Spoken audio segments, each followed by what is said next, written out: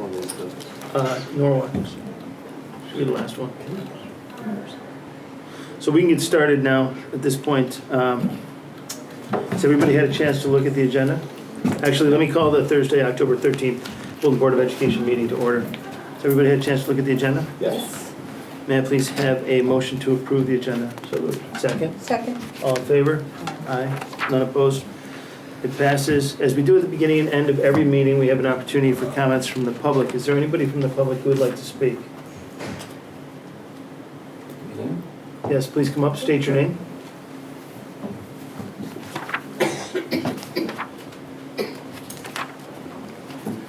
I've been here before. Hi, I'm sorry.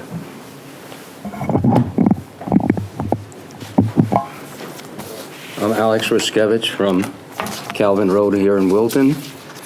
And I'm here about on the middle of July, I made a presentation to the Board of Finance.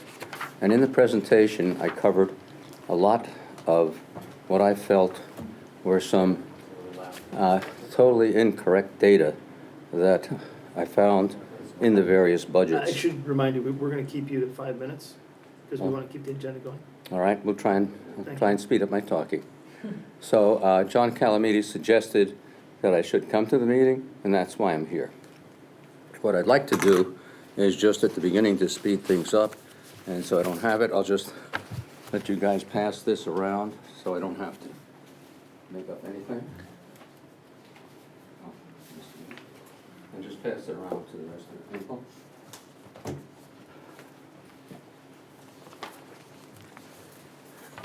What I found is the data, particularly for the pre-K, was excessive. And it's been excessive for over 6 years. And it's not something new that came in with Dr. Smith. He just inherited some of these things.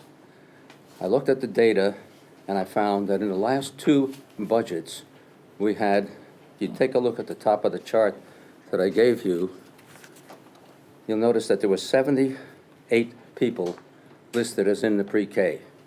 There's no way we ever had 78 in the pre-K. And this number existed since the time of the building spec. It went through in the presentation for Miller Driscoll. It went through in several budgets. And you can see here, there are 2 boxes on the top.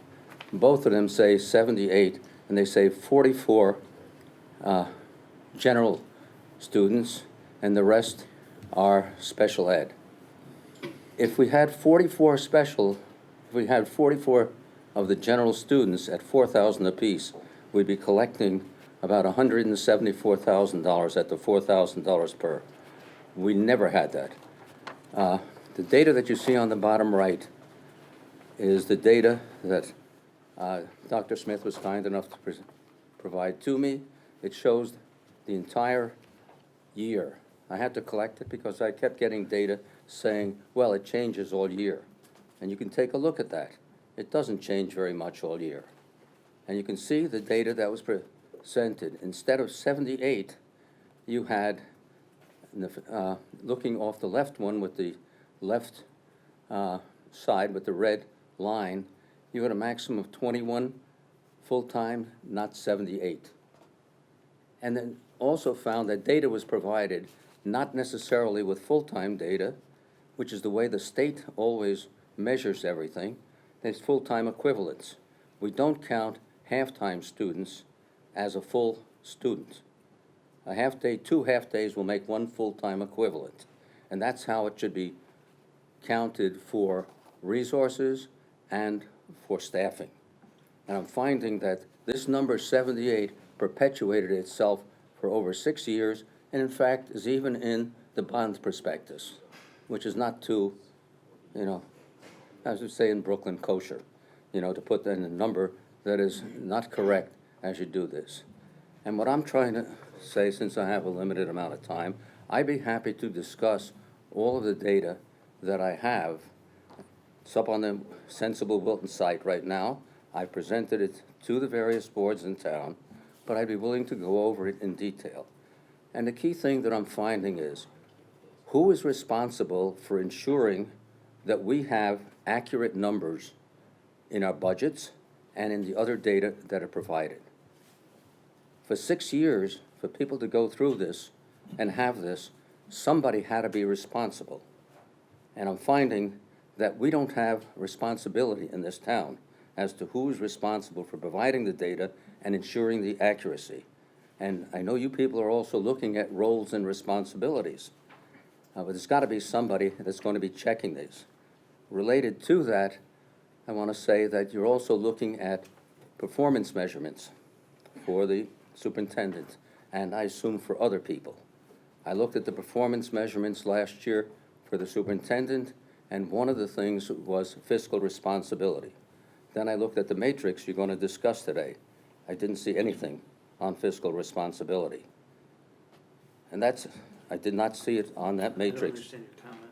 Well, the comment was 20% of the bonus was supposed to be fiscal responsibility, according to what you put out last year at the end of the last year. This year, when I looked at your draft of the evaluation, I didn't see anything measuring fiscal responsibility. And this is a type of problem, by the way, this has happened in business also, and you may notice that there has recently been a significant situation with Wells Fargo where they did things like had numbers that were not incorrect and that they were basically having people signed in for accounts, and the head of Wells Fargo is now gone. He was gone as of, I think it was yesterday. And what I'm looking for is, as we go into the budget process, which we're going to discuss today also, that the numbers at least be accurate. At least we can argue about accurate numbers, not numbers that are sort of, I don't know where they came from. But that 78 number has gone through for such a long period of time, and in the own previous budgets, it was contradicted. So I don't know who checks this stuff, and that's pretty much all I was here to say. And I hope, this year it comes out a little bit better. Okay? Thank you very much. Really Thank you. appreciate it. And let it be known that Alex brought this to us, I would say probably a month or two ago. Yeah. And we did start to look into it, and he's absolutely right. The 78 number is an error, but. It's not, Hang no. on, let me finish, Go ahead. okay? Sorry. You and I can disagree. Okay, And I'm not addressing you as much as I'm addressing the public right now. okay. That number is an error, but it's not the number that was used to build out the budget. So I don't want anybody to think that we padded the budget based on students that didn't exist. So I would like to make sure that we take you up on your offer. Oh, sure, I'd be happy of to. additional assistance, so thank you. I'd be happy to discuss it, but this chart here is from the budget, I understand that. and it's from the actual one that says staffing. I understand that. So maybe I'm mistaken, but I'd like to be taken up. But for 6 years, I have concerns. At least 6 years. I think it's actually longer, but that's all I could identify. Okay? Thank you. Thank you. Is there anybody else who'd like to speak? Come up, state your name. You have 5 minutes as well. Did you want to say something specific to that? I had a question about that. Okay. I just want to confirm Okay. a response I thought I received, and that is that the pre-K enrollment data was never used for the purpose of determining actual spending. That's So correct. actual spending, actual dollars spent by the district was always directly related to the students we were serving. Never used to make decisions on spending, never used in budgetary determinations. That's my understanding. And that no other numbers in here, enrollment numbers, proved to be inaccurate, just the pre-K enrollment numbers, which were never used for budgetary reasons, weren't accurate. Number two, best I know, there hasn't been any malfeasance in the spending at the Board of Ed, and the reference to Wells Fargo, where 5,500 employees were fired and the chief executive was forced to resign because of malfeasance, to try to suggest that in some way that's instructive in this conversation, I find to be absolutely outrageous, absolutely outrageous. Thank you. State your name, please.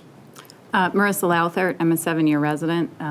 I didn't come to talk about the pre-K numbers, but the one thing I guess I'm a little surprised about these comments is if the number of students is wrong, then that greatly shifts your per pupil costs and potentially doubles them, which does have a major impact on, I think, how the residents would consider the budget and. How many and the- students do we serve? Around 4,000?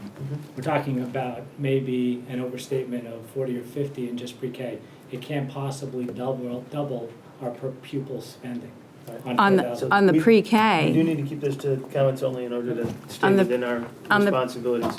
on the pre-K, it would significantly increase the amount you're spending per pupil on pre-K, and that's what I was referring to. Again, just remember, the spending had nothing to do with the projections. We make decisions on staffing and spending based on the actual students enrolled. Right. My comment, my intention tonight was not to talk about that, but just as an auditor, knowing that the numbers could be potentially off, that does greatly impact your pure pupil spending on a Doesn't affect spending at all. preschool, on a Just for the preschool record, we number. really- Doesn't spend, we doesn't need- spend, I doesn't get affect you, I spending. get your point. I Okay. completely get your point. Okay. We need to make sure that we stay on the agenda and not move off of an agenda item. So, thank you. What I came here to speak about tonight was the fact that in the consent agenda, the Board of Education is going to be approving amending minutes and agendas that relate to executive sessions that occurred more than 2 years ago, back in 2014. And these amendments have been ordered by the FOIA Commission and the Superior Court because the Board of Ed was found to be in violation of the Freedom of Information Act. What I'm surprised about is that the Board of Ed has worked very hard over the past 2 years to keep these executive session meeting topics private, and you've spent tens of thousands of dollars in FOIA complaints. Being that it's on the consent agenda, I'm concerned that these 3, what I would consider controversial minute amendments, should be publicly discussed, particularly in light of the Superior Court's findings. First, in the judgment, the Superior Court said in this case that the brief produced by the Board of Education and which was prepared by the Shipman and Goodwin attorneys, quote, did a disservice to the court. The briefs actually misled the court on the facts, and this was a FOIA Commission case that Vice Chair Christine Finkelstein actually testified in. Wilton was represented by one of Shipman and Goodwin's most senior partners, and I represented myself at the commission. Like I just said, I'm an auditor, I'm not an attorney. Further, in these 2 executive sessions, the court found that substantial prejudice was created. So the main reason I'm here tonight is because of the email that I sent last week. I didn't get a response to it. But I believe that the revisions suffer from the same flaw that existed 2 years ago. I still believe that the minutes and agendas don't provide enough specificity. And in the judge's decision, he specifically talked about that specificity and the requirements needed. Specifically, that there be enough specificity so the public can prepare and participate and follow up as needed. So I respectfully ask that the board revise those minutes to meet the requirement of the law and the Superior Court case finding. I hope tonight the board does the right thing and will not only discuss the specificity requirements ordered by the judge, but will also take action and provide more specificity than what is being proposed in tonight's amendments. I would like to put this matter to rest, but I'm concerned that if the minutes are approved as drafted, that the Board of Education is not fulfilling its responsibility to comply with FOIA, to provide transparency to the public and allow the public to participate and fully understand what actions the board is taking. Thank you very much. Is there anybody else who'd like to speak from the public? Seeing none, I'd like to move on to the consent agenda. Has everybody had a chance to take a look at that? Questions, comments? May I please have a motion to approve the consent agenda? So moved. Second? I'll second it. All in favor? Aye. Aye. No discussion? You wanna have discussion? We can have discussion. Well, I'm not sure that we should do this in light of the comments we just heard. Okay. We're just asking for continued difficulty. Maybe we should table that portion until we address or escape and deal with the comments we just heard. Okay. The minutes were revised Minutes were revised. based on guidance from our attorneys who were at the meeting with the FOIA Commission. Okay. And they feel that those minutes are accurate and appropriate based on the guidance of the court. And do they currently feel as if they now meet the requirements as outlined by FOIA? Yeah, per Okay. Bruce's comment. And do we have that in writing from them? We don't have a letter Probably supporting in that, the- and I think we need to have. Yeah, I mean, we work with counsel. Take action. Yeah. I mean, we used counsel to revise them. So, any further discussion, comment? Vote, again? Motion approved? We Aye. have second? All in favor? Aye. Any opposed? Glenn? I am, yeah. Okay, one opposed, it passes, thank you very much. We now move on to the board chair's report. It was funny, as we were coming into the meeting this evening, Dr. O'Donnell asked me how I was gonna manage, because Wilton Field Hockey is playing against Norwalk right now. And I was hoping we'd be able to actually get the game up live.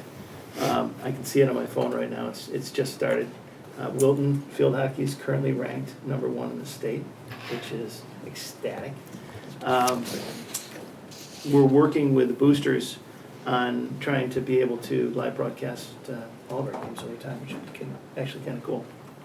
So I also want to have a shout out to Jose Figueroa at the high school, who spent Monday of this week with one of his teammates repainting the lines at the junior parking lot.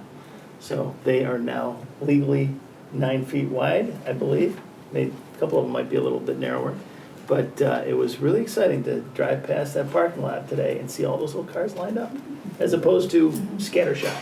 So that's all I have to say. It was a whopping $500 project to fix a major pain in families' butts. So thank you, Lucille, thank you so much. And a major shout out to Jose for pulling that off. People know that we're still in the middle of the teacher's contract negotiations. It's progressing on the schedule that we anticipated it would. And with that, I don't have anything else. Great, I have a couple of items. First, I want to congratulate and thank 3 of our Wilton High School sophomores, students Lily Kepner, Zoe Weiss, and Ava Kaplan, who, as freshmen last year, noticed that there didn't seem to be too many class events for freshmen and sophomores. They were interested in hosting a class event that would enable students to come together and work toward a common cause. Consequently, last May, they began planning a Stop Hunger Now event. Stop Hunger Now is a meal packaging program that assembles and distributes meals to undernourished individuals in developing nations. Lily, Zoe, and Ava have scheduled a meal packaging event for December 4th and have recruited around 20 sophomores to participate. So their goal is to raise just over $2,900 to help pay for 10,000 plus meals. And they are continuing to solicit volunteers as well as donations to help support that cause. So I'm going to hats off to those 3 for seeing a need and addressing it. Second item, we have at Miller Driscoll, Kathy Kuhn wanted me to note that we had some really great open houses, including with the pre-K for the first time as part of the whole Miller Driscoll early childhood environment. Where our teachers over there are beginning to learn about their new standards-based report card that we'll be coming forward with very shortly. She also shared that construction is on schedule, and we're planning to move into the most recently renovated wing at the end of November. So all very exciting. Students also participated in putting their handprints on a number of ceiling tiles that will adorn the new cafeterias. So it'll be fun that they are part of the building. When we toured through and looked at a number of classrooms in that section, You recall last spring, Turner had painted a beam white and then the kids came out and put their handprints on it. There'll be a couple of classrooms where those beams are exposed and so kids will be able to see their handprints. I have said, I drove past Miller Driscoll at night the other day with the lights shining up through the skylights. It was unbelievable. It was really, really Yeah. cool. Yeah, neat. So, yeah, things are moving along over there. Awesome. Last week, I met with a group of administrators, Kim Zemo, and a number of other mental health staff members from across the district to review our district's approach to establishing and ensuring safe and positive schools for all of our students. The purpose of that committee was in part to review and align our practices for establishing and enforcing school rules, as well as begin to articulate our philosophy that clearly expresses how students ought to be treated, specifically in the area of bullying. So some of our guiding questions were, what kind of schools do we want? What makes for a safe school? And what are the policies, rules, and procedures that support that vision?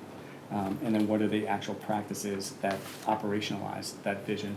So we took a crack and created a draft philosophy statement that I was going to share with you tonight, and I would just offer that this was in the first conversation, and we're going to continue to have these conversations, but the purpose here is to really put together a statement that undergirds all of our positive school climate work that's underway in each of the buildings, because it's manifested a little bit differently in each school.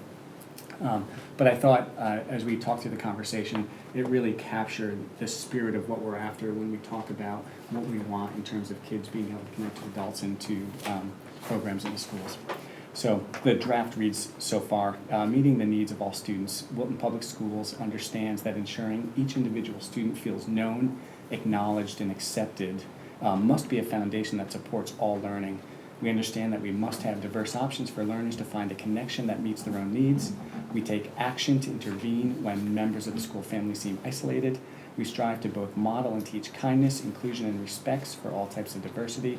All members of our school community speak up when we encounter incidents that jeopardize a student's sense of physical and emotional safety. So embedded within that is a call to action for every member of our community. We're going to meet again next week and continue to refine that philosophy and align our practices. I also wanted to share with the board that there's much to celebrate right now in our efforts, and there has been for some time. At Cider Mill, they recently instituted hive huddles. Jen, can you take 30 seconds and just explain what a hive huddle is? Sure. We meet once a month now where the whole school gets together, and this is the first year we've done that. In the past, we've always done everything kind of north side, south side, or third grade, fourth grade, fifth grade. So this is the first time we really come together as a whole school community, and we celebrate our new mascot, our 3 Rs, and we have a theme every month that we're just building community around. So for example, we had sports day. So the kids all wore their jerseys, and we talked about being a team, and how the theme this year was about how, if you know anything about bees, they fan each other to keep each other cool. And so we were talking about being part of a team and part of being in such a large group, and how we have to give applause. You can imagine how 1,000 people in a room, it's very loud. And so we talked about fanning each other and how to celebrate, and how to give that kind of a clap and everything. So it's just a really nice way to be together as a community, which we haven't done in the past. Right. So the importance of community is being fostered, I think, more intensely than maybe in previous years, and so that's one great new example. We're in our 3rd year of working with Bill Preble on our Safe School Climate Plan. So the adult design teams and the student leadership teams in each of the schools are continue to working, and much more to come on this. So that's it for me. Great, thank you. Committee reports. Lori? Teaching and learning was very busy today. We had a full room in Chuck's office. We started with, for the first time, taking a look at the high school specifically into the year 2021 and what new course projections there would be. We just started putting together a grid to show that, and we talked about additions and improvements to be made to that, and we'll share that with you in coming meetings shortly. And then along with that, we did a very close review of 6 proposals, 6141 new course proposals. I think 5 of which we'll bring to the board at our next meeting. The other one, we had a lot of questions, a lot of feedback, so there's more work to be done on that one before bringing it to the board. And we just got started taking a look at just really design of work plans for each of our strategic objectives. So we just started looking at a layout for that, and, but it was a very busy morning. Wonderful, thank you. Chris? Asset performance in the pension OPEB plans is consistent with targets and benchmarks. Thank you.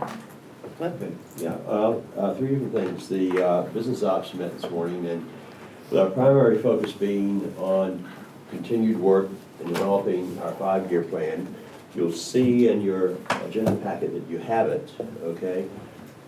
I'm not sure that it's readable without high-powered glasses, okay? Because it's barely readable on these larger spreadsheets. But finally, really for the first time, we have a draft of what a 5-year budget would look like.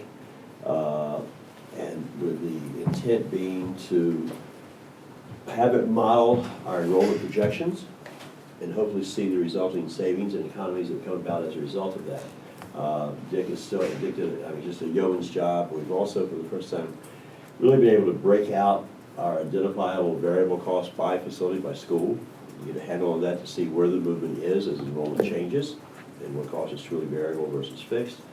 And both of our attendees from the finance department from the Board of Finance, I think we're very pleased and very glad to see that we finally have something that they took away. We just saw it this morning for the first time, so we now are just to take away, to study, review, and get back in our next meeting.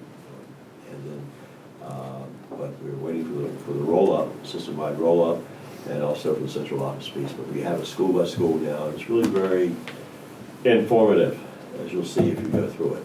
And Dick is going to continue to work, and the commitment is by next Friday we'll have the central office in the roll-up in the summer. Great. The piece that I think is valuable to add to that is Dr. Smith is also working on a 5-year strategic plan, where this plan is a 5-year financial forecast, and then marrying that strategic plan with the financial forecast for a comprehensive 5-year visionary plan for the district. And Dr. Smith has said that we'll have a draft of that in November. So we'll have this closer, and we'll hope to finalize, or at least come to terms on it. There are numerous assumptions made in this. There's still a lot of work to be done yet, but we're well on the way now, right? Yes, sir. Okay, good. Also, the other update was that there's a proposal that we're going to, I don't think we're talking about it tonight, It'll be on the next agenda. on the next agenda, okay, for, Milo and McBroom. Milo and McBroom and Taisu Cam to do some workforce additional, invalidating enrollment forecasts, updating and renewing based upon most current data. And then also to help deal with the impact, if there is any, and what it is and how do you manage it, of declining enrollment on space allocation. And go through all our facilities and look at underutilized space and what are some options for us to deal with that. If their enrollment is going to continue to decline as it's projected, in all the facilities we'll have space, and how do we utilize that. The building committee met just prior to this meeting, and we are, as Kevin said, on schedule for the new addition, the new construction to be turned over probably early November, and with the expectation that we'll spend the early part of November of the month getting it ready, getting the furniture, pictures, everything in, ready for students, as students will occupy the entire new addition when they return from the Thanksgiving break. At that point, we move to the Driscoll pods that will be emptied, okay, and begin our final work there and renovating those pods. We're still on schedule for having the entire project complete by the opening school next September of 2017. And the budget has not moved. Roughly, we're probably looking at net after the state reimbursement, somewhere between the $35 and $37 million range for the budget. This after state reimbursement. The big issue on the building committee now is the FF&E requirements and determining what we do there and what we do. And we're running up against some tight deadlines there as far as making decisions us that aren't on the building Furniture committee? fixtures, and furniture, what goes into the classroom, okay, furniture, fixtures, and equipment, okay?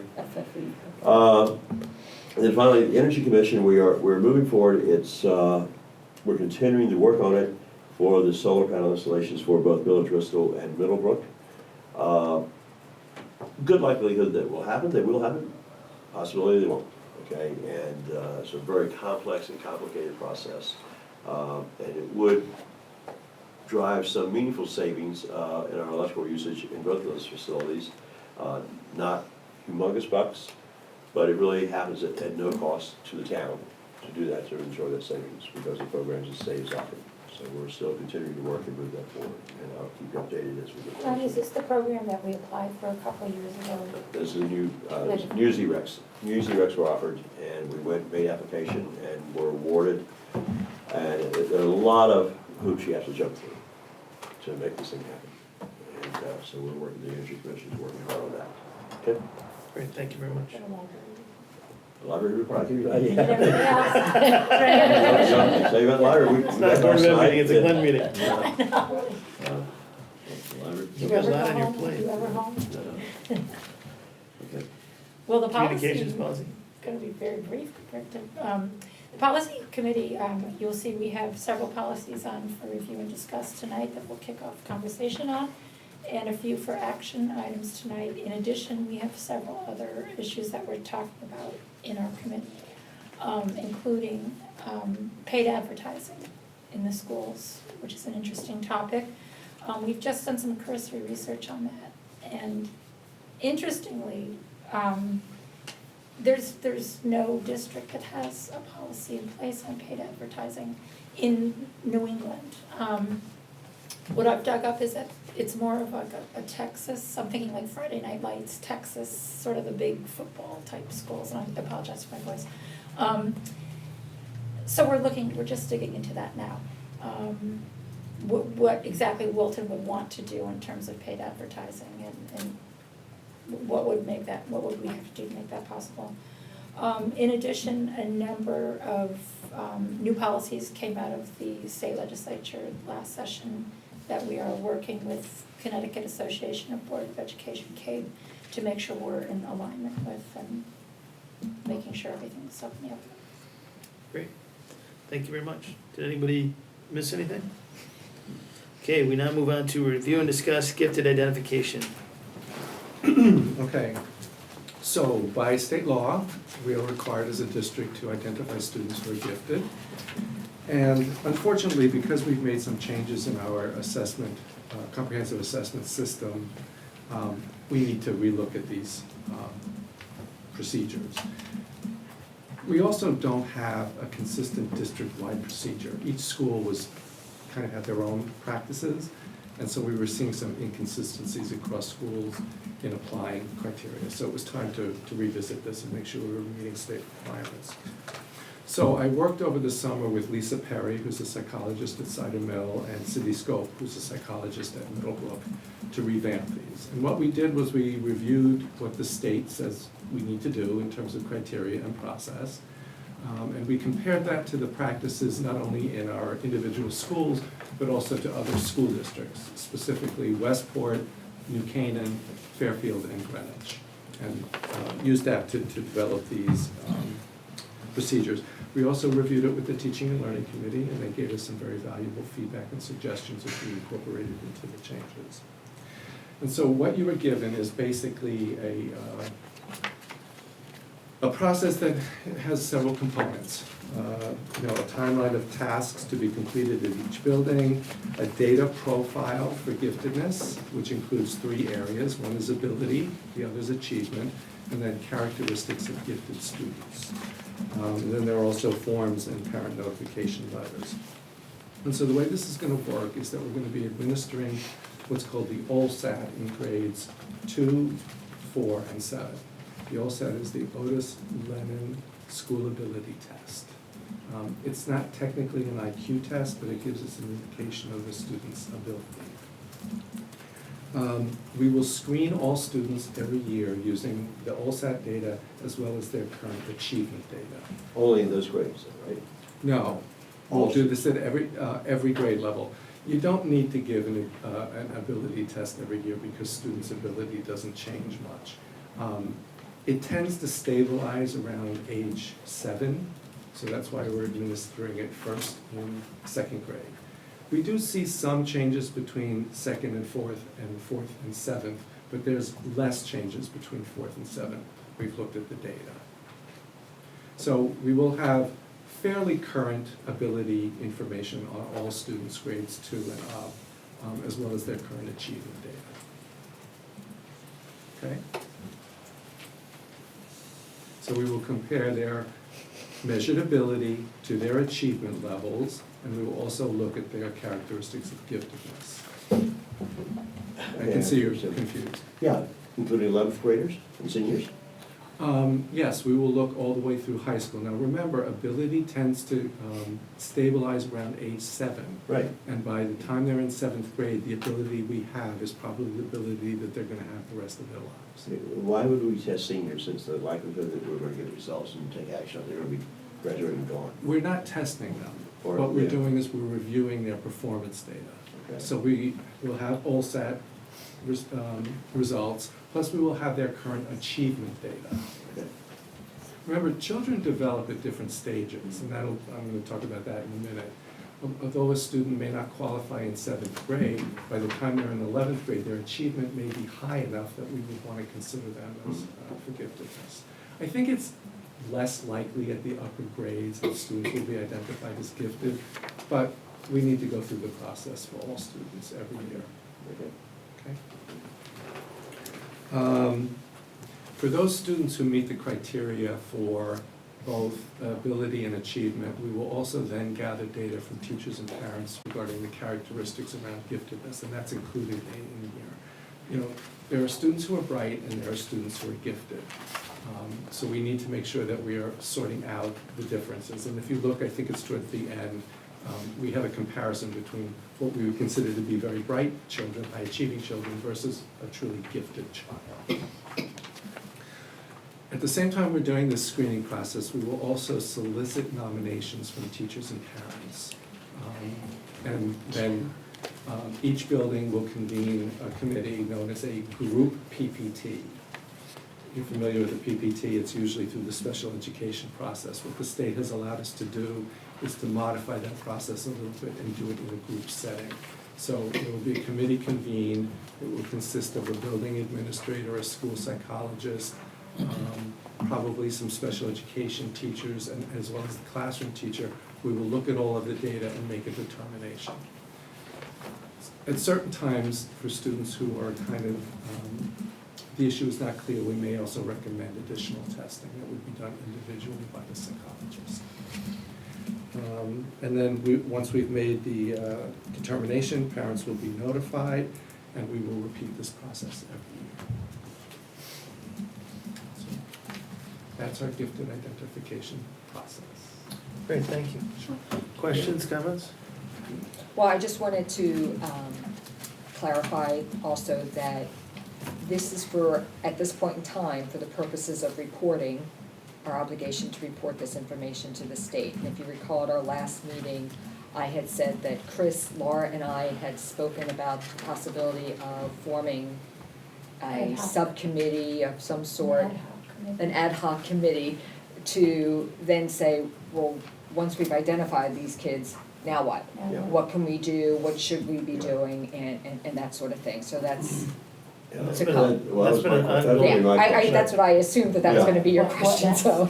Yeah, because as I read through what Uh-huh. next here, it's very Right. soft and very spongy, okay? What we would do with these children. There's a There's list really here of nothing- about 4 or 5 different things, what happens next, Right. what happens now that we know, differentiated learning. Right, Okay, and so that was the thing here that I questioned. Well, wait a minute, now we know all this.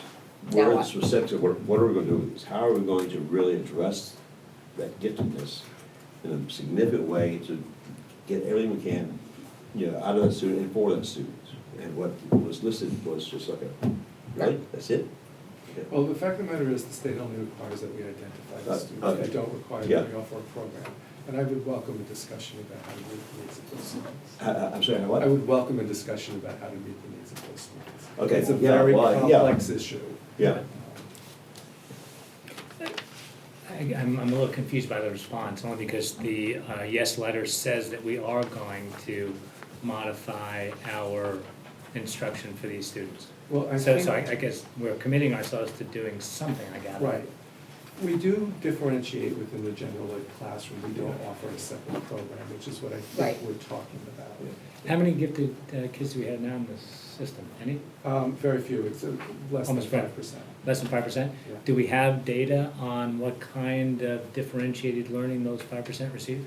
I mean, if what we're gonna do is outlined here, it's page 16, the yes letter.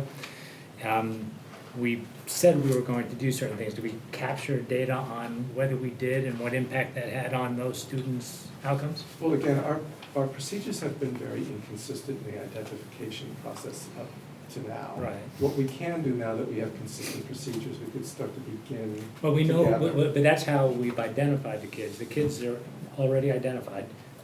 They're in the system. Yes. They're receiving or purportedly receiving differentiated educational experiences.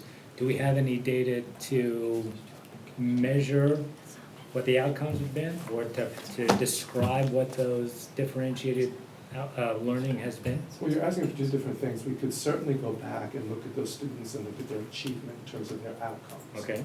We have not been collecting data on what modifications and accommodations have been made for those students. I could try to gather that data. I think it would Well, I think be- maybe that's what Right, Lori is suggesting. Yeah, and that's what we need. I think, yeah, it's the missing piece. that's the missing piece, and that's the thing really that parents have been looking for, right? Right. And we, That's right. since I've been on the board, why, district-wide, what are we doing for those kids? And look, it may not be a lot of them, okay, but if it's any of them, Sure. we should be responsive to those kids. I would agree with you. You know, Okay. you look at 5%, that's still 200. close to 200 kids. Okay. And, I don't think we're people. anywhere near that at this point. Well, you said 5%? 5%, which is, Less than 5%. okay. Okay. But even so, those kids are a gift to Wilton, Yeah. not only They are. gifted, and having every child thrive in our school district is what we really strive for. When- So trying to get a program in place that addresses that, you know, all boats rise on the tide. So the more we do for them, the more we're gonna ultimately do for everyone. Again, I think moving forward, it will be much easier for us to gather the type of information that we're asking, because I'll have some confidence that truly gifted kids have been identified, and I can begin the data collection process. Yeah, well, I think this is a great first step. If we get, once we have this done, I think it's fantastic, because now we're putting some meat behind the conversation. Well, we Be haven't- able to. Well, we obviously haven't thrown a vote out here, though. You're feeling a consensus from the board of we need to do more for these kids. Yes. But Chuck, how many, but then there's a whole other subset of kids who didn't quite meet Mhm. the requirements, but they're very, The bright kids. Right. The bright ones. So this is where we're getting into the They're- complexities right. of It's all offering a related, program. yeah. When you look at most programs, they're not just for gifted students, Right. they're for accelerated or high-achieving students. And I think as a board, we have to have a discussion about, number one, do we want to? What's the history of the success of those sorts of programs? You know, I have to say, there's an underlying principle that always is in my head, and that's separate is not equal. Whether you're talking about students who are of a different race, a different culture, a different ability level, whether it's low ability or high ability. In my own experience, and I think the experience of many sitting in this room, traditionally the types of gifted programs are not of the quality that we would feel confident we're meeting the needs of students.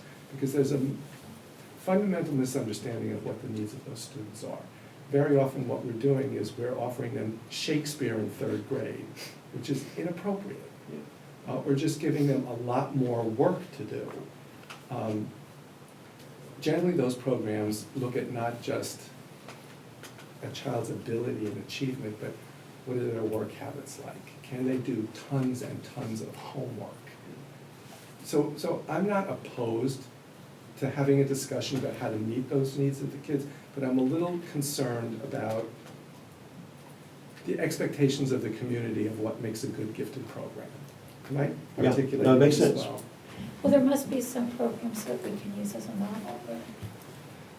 Yes, and there must be good programs that we can use as a model. Yeah, that There you are would lots of give your programs out stamp there of that I would approval to. not use as a model for. And nothing says we can't forge our own path. Yes. That's why I was saying I welcome a discussion. Right. I think it'll be a rich and complex discussion. I would imagine that discussion might include some of the family members involved in those. Wonderful. That'd be great. Great. Yeah. Thank you. Can I ask one more question? Yes, of Can you course. just talk for a minute about how you see our work around implementing universal design Right. impacting Yes. the way we serve? So we talk a lot about differentiation, and differentiation is something that we have been talking about for I don't know how many decades and have yet to successfully implement. Universal design for learning, I think, is a much better way of looking at how we can meet the needs of all students, from students who are struggling to students who are excelling. I think that would be a better model for how we can, again, meet the needs of students, all students, across the spectrum. Performance-based assessments are another way in which students have different entry points and different abilities to excel and pursue their passions and take things to whatever level they need to take. So I think those are the ways in which we can best meet the needs of our highest achieving and most gifted students. I don't believe in a pull-out program. Again, in my experience, separate is not equal. So, did that answer your question? Yeah, and I think, we've spent so much time talking about universal design. It's important just to understand when that's been brought forward, we really are thinking about the continuum of learners, and it's not been lost on anyone in the administration that we underserve our gifted population. And I don't think there'd be a parent that I know of, that I've spoken with, that would think a pull-out program was the right approach either, so. Oh, I think there are some. Oh, there are? Oh, yes. Oh, yeah. Absolutely. Okay. I have one final question. I don't know if I asked this in teaching and learning or not, but it just came to me, so I'll ask it now. And maybe it's to the three principals here. Even though our current system is a bit flawed and has some holes in it, and this new process will be a much tighter process, when a teacher receives a class list, these are going to be my students for the year, are those kids identified on that class list in some way so that the teacher knows from the get-go that Susie is identified as a gifted student and can adjust or? In-house, yeah. Yeah. Yes, okay. So I just wanted to let the parents know that whatever the process is that's currently in place, at least the teacher is aware, Right. so that some differentiation can take place in the classroom already, and it'll just get that much better. Great, thank you. We now move on to review and discuss policy 6141, curriculum design, modification, and approval. Great. The policy change proposal originated in the Teaching and Learning Committee, and in the actual policy, we made some proposed minor updates to really reflect the existence of the Teaching and Learning Committee and identify the process that as we work on our kind of building-based curriculum committees to amend curriculum, to introduce new courses, all of those funnel through the Teaching and Learning Committee. That's really primarily the significant change in the policy. More substantial changes have been made to the regulation, and that was a proposal made by Laura, Lori, and Chuck to really streamline the process and ensure that in the new course proposals in particular, we get the information that's most important. And do in a that timely manner. And in a timely manner. That's Right. that's the policy. I'm just pointing out that what's in the packet Is is the the policy, policy. you have the reg in front It's of the you. regulation Yeah. that goes along with it. Right, exactly. Our biggest hope is that courses will be brought before the board for approval prior to the Right. budget. That was, yeah, that was a request that made incredible sense by the board, that committee and the board, and so today was really evidence of that. We saw half a dozen, and you'll Right. see 5 next week. And the other thing that I think you'll see here is this outlines a format in which we hope that it's presented, because seeing 6 of them this morning, they were all 6 slightly different formats, generally the same, but it would be really easy to say, all right, well, here's the impact, here's the budget, here's whatever. So Great, This will really streamline the whole process, I think. nice work. Thank you. Other questions, comments? Okay, we now move on to review and discuss 6144, controversial issues in curriculum. Right, so this was a policy that we reviewed Cross out. in the policy committee, and our effort here is really just to clean up the language and sharpen the policy and make it concise and consistent, as well as. From 2 pages to 1 paragraph here. Yeah, the old policy is more. had Less is more. articulated a different mechanism for handling complaints. We have a complaint policy. We wanted to be consistent, so the language is updated here with a point to 1312, which would be the mechanism that one would go submit a complaint about conduct in the schools, including any curriculum concerns. Great, questions, Okay. comments? Thank you very much. We now move on to review and discuss 2016-17 budget workshop. Sure. Great, so that's Mr. Huot, and I'm going to ask Dick to take all of you through the 5-year budget outlines that we've begun to develop, really with a focus on this year and an examination of that document and how we are allocating money. You know, there's been quite a bit of conversation over the last number of months around student enrollment, and we thought it'd be important for the board to see how our current dollars are operationalized in the budget, and so particularly as they relate to staffing. So Dick, do you want to distribute those and take us through it? Sure. Do we already have it? Yeah, I already have it. Okay. First of all, everybody should know that this is a draft. One that's right in front of you, the white, it says draft. And as we move forward, I appreciate any comments from people who look at this and say, you know, this is something, something doesn't look right.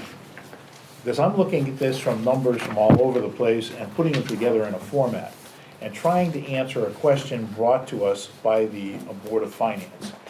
And the issue that they are trying to get at is, how come your staff does not contract in a direct proportion to the number of students you have? Okay? So what I've done is, and we'll start with Miller Driscoll because that's the first one on the sheet. You'll notice it's color-coded. And it's color-coded so that you can follow the numbers with your eye. The yellow is general classroom teachers. And those are the teachers that when we lose students, we lose teachers. And we've discovered, looking at it, that roughly when you lose 40 students, you're likely to lose a section, okay? And as you look on the left-hand side for those years that have already passed, you can sort of see the trend. But by doing this, and if you look at the yellow line at the top and the yellow line down at the bottom on the separated year, you can see that's the teacher-staff ratio for that category. And if you look across, you can see that it stays between 19 and 20, which means our staff is really shrinking according to the size of our student population. However, there's a whole group of teachers that don't follow that same trend. And the first group we come across are those that I call area certified staff. These are art, music, PE, reading, math.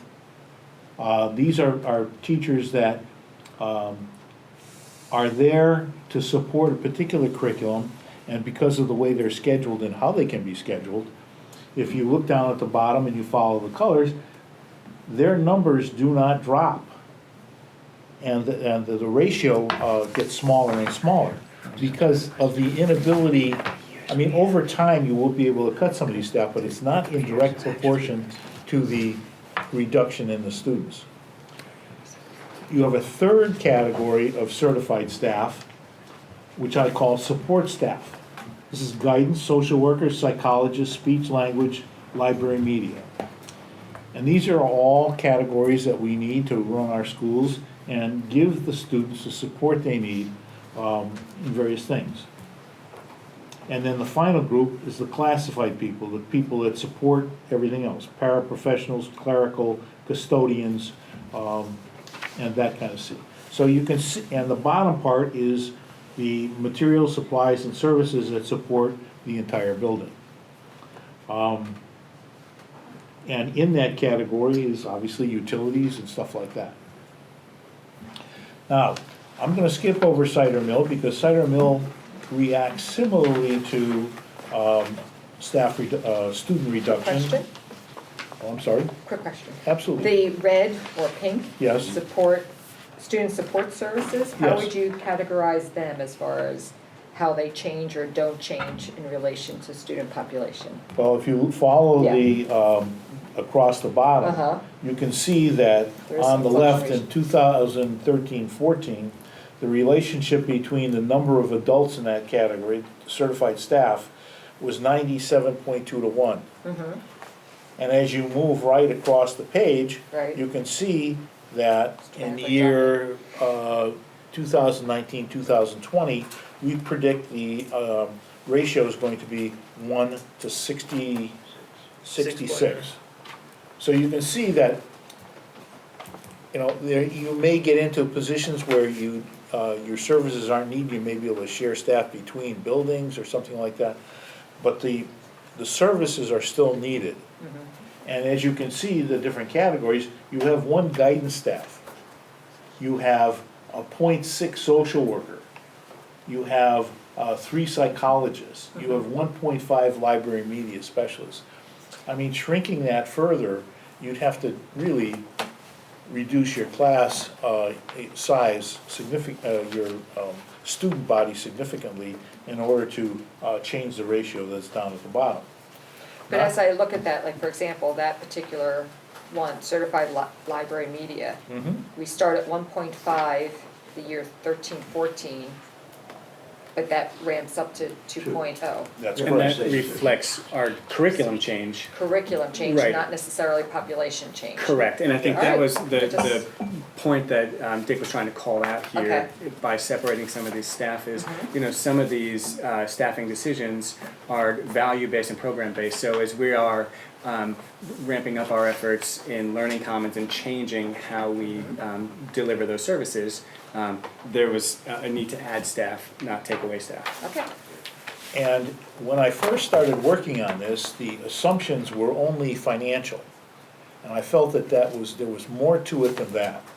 And so I started writing assumptions that people have been looking at, perhaps as the staff see this, they can add to it. Wilton expects its schools to perform and rate in the top tier of Fairfield County schools. I think that's a given. Wilton will provide salaries and benefits to attract and retain top quality staff. If you want number 1, you gotta provide number 2. That's just the way it works in Fairfield County. The state of Connecticut does not adopt any further unfunded mandates.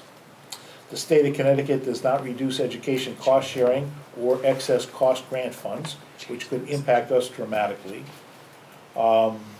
US and world economic climate remains stable. Yeah, it's, you know, who knows what's on. Gotta start someplace. Yes. So these are all things that are out there that could impact us in many ways. And the concept of changing the curriculum and our learning commons we're looking at will make a dramatic change in how we organize and staff our library and media centers. And I'm not sure how that's gonna be impacted here, but I think between now and the time it gets finalized, that has to be taken into account. Now, I'd like to go over to Middlebrook, because the way we operate that building is different than we operate Cider Mill or Miller Driscoll. We operate in teams. And the teams include language arts, foreign language, mathematics, science, social studies. So you can see the yellow category includes all of those.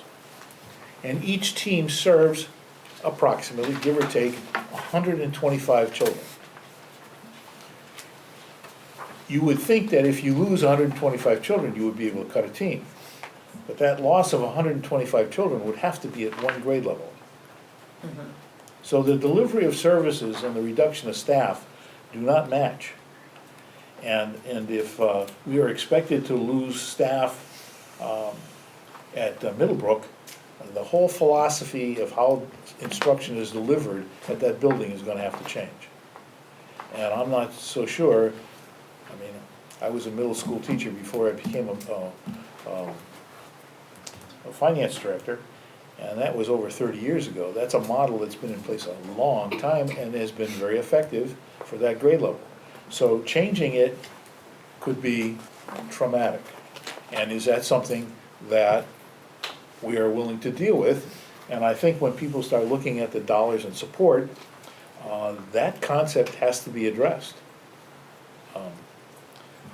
The other areas, again, health education, PE, art, music, these are the subject area that the students get involved in, just like they do with the elementary schools. And again, you have your support, you have guidance, social workers, psychologists, speech language, library media. And interesting to note that at a middle school, you've only got one library media specialist. And as you move into the learning commons concept, that will more than likely change and impact this model. And that has to be taken into effect. Again, the ratios are down the bottom. And I would say to staff, please, especially the building administrators, look at this hard in terms of your building. Do you see something that doesn't look right? I'm gonna be proofing these numbers with my secretary next week, but by the end of next week, I expect to have this as a hard model. And the more eyes that look at it, you know, I'm willing to change the format of this if it makes sense in terms of the services we deliver, okay? You will also notice, as you look at these, that we have moved the special ed staff from an individual budget to part of the staffing at the each building. Because this is where these people work, this is where they deliver their services, and it is part of these cost centers. We go on to deal with Wilton High School, and if you look at these numbers are quite interesting because these are driven by the course selection that's gonna be starting in the next few months and delivered, and you can see, as you look, that the FTEs on the staff change somewhat as you cross the years. And that's because of the difference in the course selection, the difference in the courses, the popularity of them. The staffing is gonna modify depending on what the students select and what the course of studies and each student's courses for each year come out. And they will vary, and you will see an FTE moving on a particular subject area by a couple of points. And this is driven by the student schedule, okay? So I think that if you look down the bottom, you will see that through the years, you can see almost a 20 to 21 staff to student ratio in terms of the basic courses. And then again, you get in your subject areas, and you see that the ratio begins to drop because it doesn't work the same way. And again, your support staff, it's a bigger building, you have some support staff, but it's a 1 to 100, pretty much all the way over to 18, 19, and who knows what will happen then. I'm gonna skip special services because that's the central services.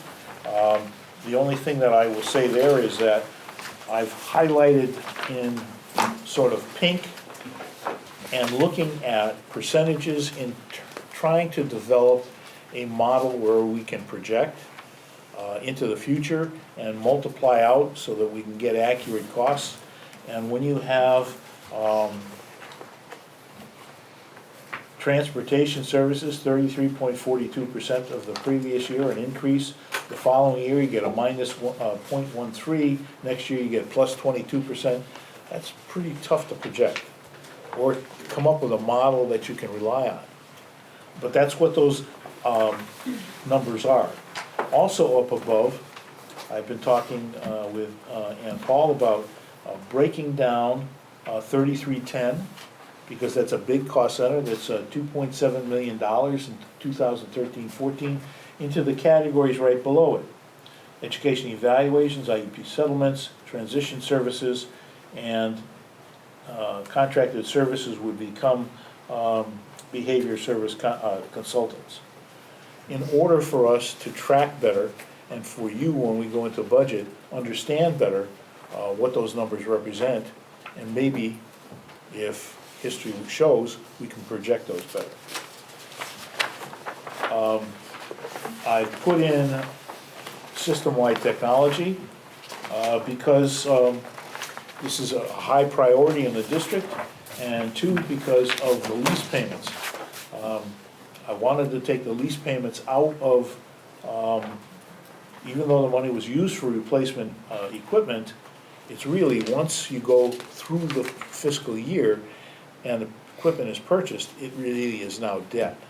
And I think that we ought to set that up on a separate line so you can see it clearly, and we can set up some guidelines, and I put some suggested guidelines here. Again, this is a draft. If you feel you don't like those guidelines, we can certainly change them.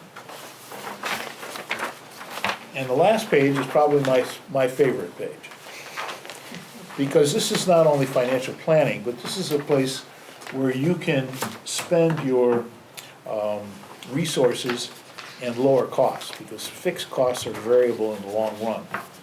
And I see us bidding medical benefits. We are moving from the retirement benefits from a defined benefit to a defined contribution, and those over time should be less expensive than a defined benefit. We have a good contract for regular transportation, but I've been talking with Mrs. Paul. We are approaching $1 million of transporting 72 students to 38 locations. And as far as I know, that has never been bid, out-of-district transportation. I think that's an opportunity. Down in electricity, we're looking at solar panels, as Glenn has discussed. Instead of having a third-party contract, I'd love to own the solar ourselves. We'd go from $50,000 savings a year to probably $250,000 savings. But the cost of the district would be substantial. But I think in terms of the project, we ought to look at state reimbursement, because that is an eligible project for state reimbursement at 22%, and see if it makes our cost-benefit model look any better. We are currently bid with Connecticut Council of Municipalities. However, we pay them $10,000 a year for that service, and I frankly think we can change services, go to CROG out of the Hartford area, who also bid it on bid electricity, and there is just a small charge up front, and we could save $10,000 a year there. We've moved from oil to natural gas. I've been talking to CROG about bidding natural gas along with the town and the Comstock building. They say right now the cost of natural gas is competitive through the local utility, but they're keeping an eye on it. If it does waver some, they'll go out to bid, and we will be involved. As a final note, this community made the interesting decision, an effective decision, to move from oil to natural gas, and I've put the cost per square foot down below. Now, I wouldn't say the cost at Miller Driscoll is correct, because we haven't been burning natural gas there. And you've got a full tank of oil that I have told the custodian he should burn that down, because they're taking that tank out next summer, and I don't want to lose that oil. It's too valuable. So the costs there are different, but you can see from 2013 to 2014, you cut your costs tremendously. And those are the opportunities we have to seek and get in order to give the town a cost-benefit program without negatively impacting instruction. With that, I think I'll Jen, I think you're gonna have to turn the thermostat down at Centerville. I kidding, don't by the think, way. I don't think For losing all parents comfort. out there, it's kidding. Yeah, I don't think losing comfort is the way to go. This is great. Add a couple more things.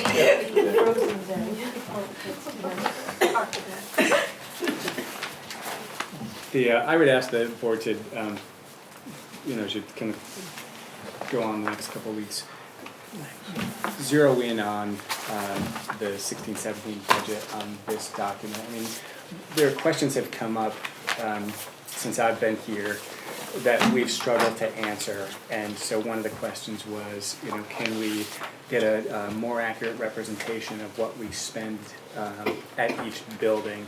And the way that we had previously constructed budgets, because we operationalized special services as its own cost center, made it very hard to do that. So having Dick go and kind of reallocate those costs to the buildings gives us a clearer picture of what we're spending by category in each building. It also enables us to get closer to questions, Bruce, I think you've asked about, how much do we spend on mathematics, how much do we spend on reading? We ought to be able to track through this document expenditures around our priorities. So it clearly lays out at this point the existence of math interventionists beginning this year, which was one of our budget priorities coming forward, as well as the addition of coaches and coordinators, et cetera. And so as community members are looking at enrollment and looking at staffing and maybe didn't have the opportunity to listen to the discussions we've had around staffing to our priorities, I think you can efficiently see, at least more efficiently in this model, how we're allocating dollars, where they are, and what the staffing looks like. It also enables, I think, a more efficient comparison across buildings. Dick's comment about the teaming structure at Middlebrook is an important one, and I think it's important that we conduct the analysis because it is a different staffing model. And rather than assume the answer, ask the question, does teaming work today and how do we know? There's some other questions around teaming, and it just was called to my attention again when you compare to the high school. So when you look at staffing at the high school, you see a lot of kind of oddball numbers, 4.1, 0.7, 3.1, 2.4, and that's because the high school staffs to the section, and so we have many more less than full-time or kind of quasi-full-time teachers in that building than we do anywhere else. So we have to look at those as we're confronting enrollment decline at Middlebrook. We're going to have to ask the question, at what point do we start entertaining less than full-time teachers in order to respond? And what's the implication for teaming there? Or there are different ways to meet our needs to preserve the integrity and the value of the team.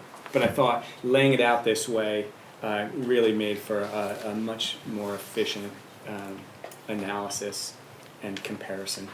We'll continue to refine. So just to be clear, this is not just simply based on enrollment projections. It's based on enrollment projections, but also incorporates our strategic plan and objectives. Absolutely. So as, again, adding coaches, adding That's whatever, so all the way out to 2022, it incorporates our I vision think and strategic plan. to the best that we are able. Okay, to project that far. Absolutely, yeah. I think, we need to look at next year, 2 years out, 3 years out, and as solidly as we can. And their projections, and, I think as we learned this year, sometimes some of these targets are moving. And we're presented with new opportunities, or new challenges that don't come through in a projection that we have to respond to. We haven't, we don't have from the administration a recommendation for spending in 17 and 18. Correct. We certainly don't have recommendations for the out years. I would rather you consider this as a set of numbers that take largely the status quo and project forward. So if you assume that, we're not gonna change class sizes. If you assume that, we're not going to change the structure of the of Middlebrook. You know, if you assume we're doing largely what we're doing today, Right. and all the other assumptions about inflation, wage costs are consistent with what actually happens, then these may be reasonable indications of what might happen. But they're not recommendations yet from the administration. They're not really plans, because that's the process of really developing the five-year strategic plan, making value determinations, and then embedding those in the projections. At some point in time, they become plans and action items and projections based on what the administration and the board intends to do. We're not there yet. Okay. So people, broadly speaking, should not infer too much from these just yet. Okay. Do you think it would be wise for me to add among the assumptions that this model maintains the status quo in terms of class size, in terms of the structure of Middlebrook, so that it's right up front on the assumption? Yeah.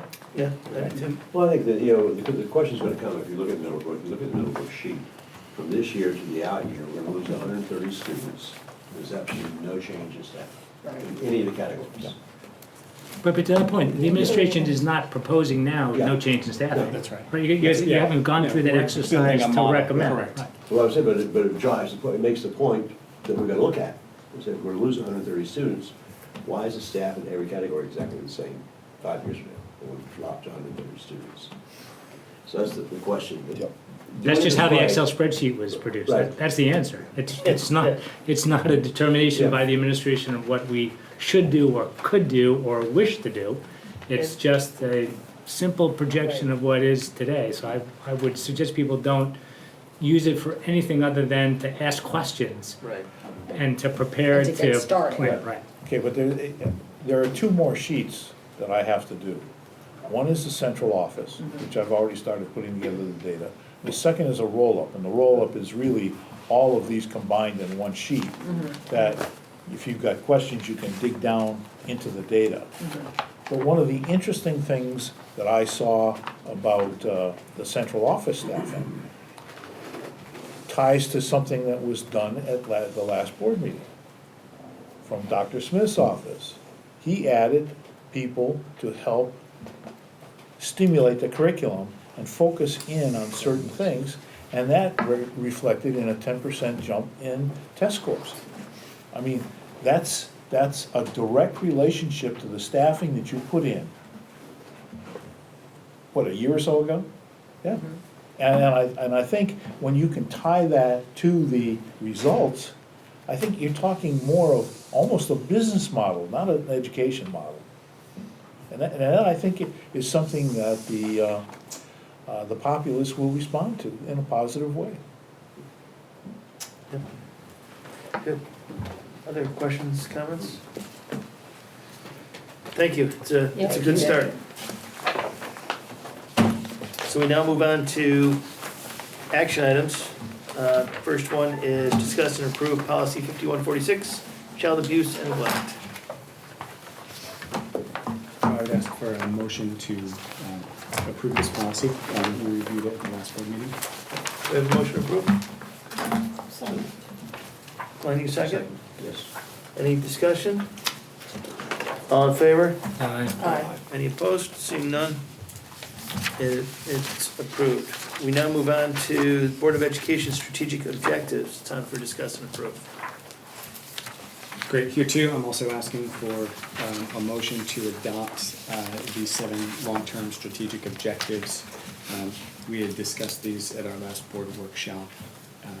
So 3 you are more familiar with because we've been looking at these for about a year, and these are our revised instructional objectives. The remaining 4 are operational objectives, and so I've broken that out in the way of differentiated theories of action. And the operational objectives are intended to support the 3 instructional objectives that, if implemented well, would help us achieve our vision. So going forward, the board adopts these, as we discussed earlier, at our November meeting, we'll come back to you with a 5-year look at how we intend to achieve each of these objectives. Great. My only suggestion is, can we, on the strategic objectives, number them Sure. so that we can say strategic objective number 4? or whatever. Sure. Thank you. With that change, is there a motion to approve? So moved? Second? Discussion?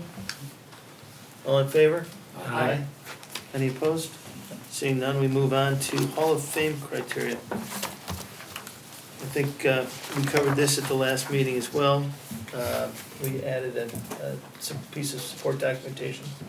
Yeah, we have included here the nominee application form, which Glenn was looking for at the last meeting.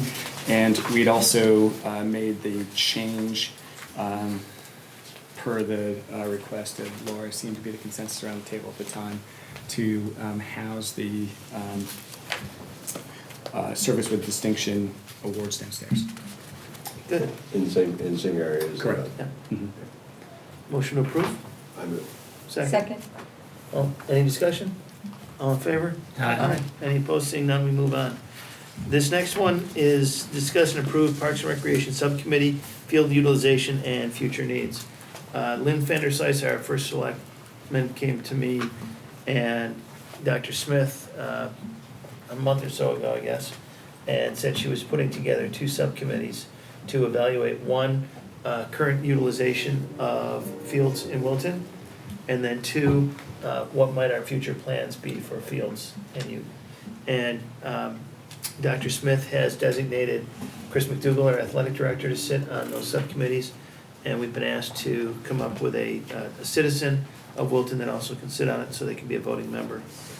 I'm proposing this evening that we nominate Tara-Lee Masterson. She's a graduate of Cornell. She's a longtime executive with Hilton Hotels Worldwide.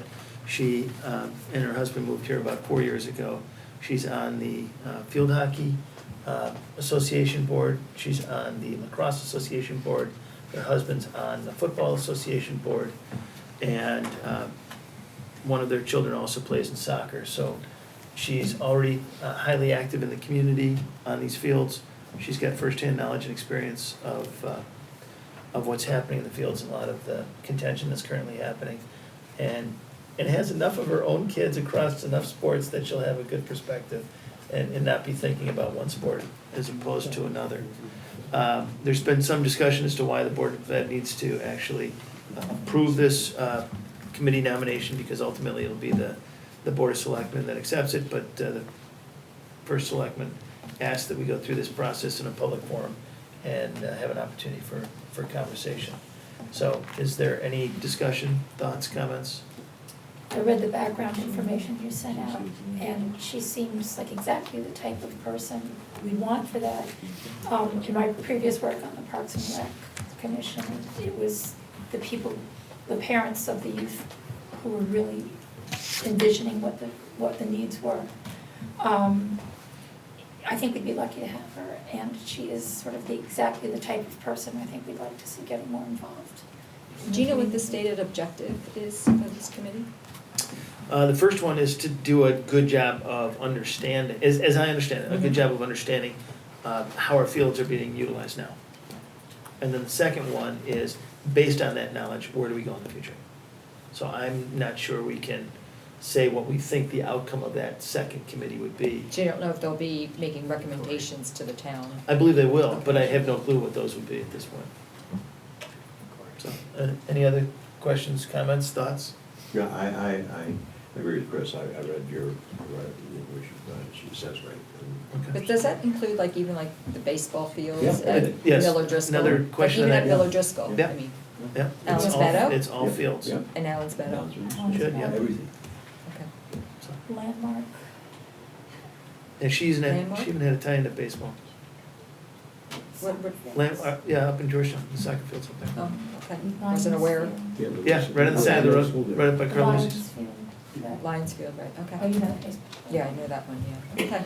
So, motion to approve Terry Masterson as our representative? Sure. I'll move. Second? Second. Any discussion? All in favor? Aye. Aye. Any opposed or abstaining? I'll abstain, thank you. Thank you very much. We now move on to the Wilton Public Schools 2017-18 calendar. We went through it last meeting.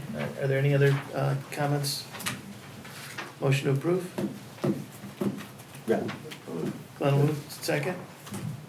Sorry. Any discussion? All in favor? Aye. Aye. Yeah, good. Sure. Yeah. Any opposed? Any opposed? None opposed? We now move on to our next meeting is Thursday, October 27th in this room.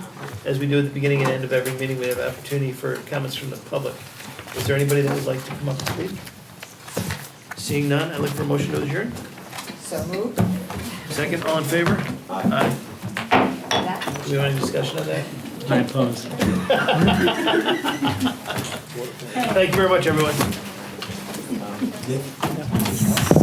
I'm going to copy this substitute sheet. For some reason, like this part,